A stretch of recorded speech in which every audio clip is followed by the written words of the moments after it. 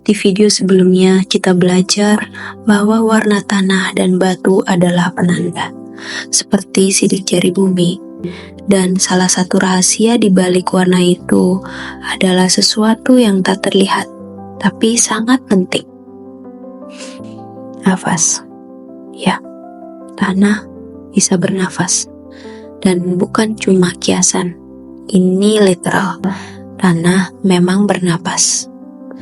Tapi bagaimana bisa sesuatu yang diam dan padat seperti tanah melakukan sesuatu yang kita anggap hanya milik makhluk hidup? Jawabannya ada di dalam tanah itu sendiri.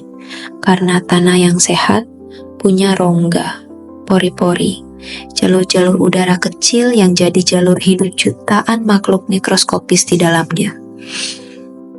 Di sanalah mikroba hidup. Di sanalah akar bernapas. Di sanalah oksigen masuk dan karbon dioksida keluar.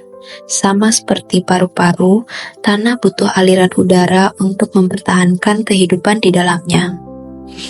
Saat kamu menginjak tanah lembut, mungkin kamu tidak sadar bahwa di bawah kakimu ribuan makhluk sedang bernapas bersama, secara sinkron, secara sunyi.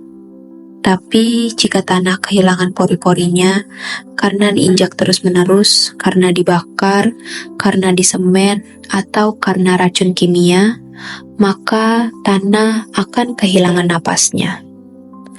Dan saat tanah tak bisa lagi bernapas, mikroba pun mati, akar gagal tumbuh, siklus terputus, dan tanah berubah jadi debu yang hampa.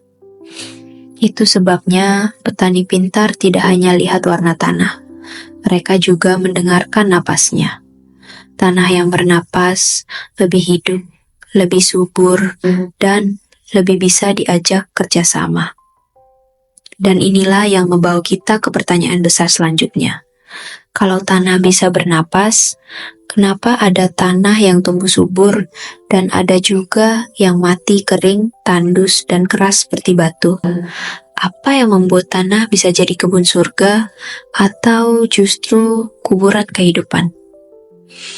Di video berikutnya, kita akan bongkar kenapa ada tanah subur dan tanah tandus. Siapa yang bikin bedanya? Dan apakah tanah tandus bisa diselamatkan? Subscribe, karena kita belum selesai menyelami napas bumi yang diam-diam menentukan nasib kita semua.